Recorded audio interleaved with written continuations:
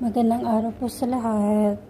Bali ngayon po ako ay gagawa ng aking pizza dough. So, meron akong 1 and 1/2 cup na warm water dito. Tapos, meron akong 4 cups na flour. Tapos, may 2 tablespoon na sugar. Tapos, may 2 tablespoon olive oil.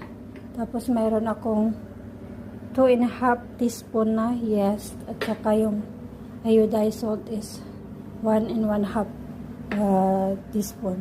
So yung una natin gawin is lagay muna natin tong yeast dito sa warm water. So we have to add our yeast to na warm water here, and then we have to wait for about 10 minutes until the yeast rise up.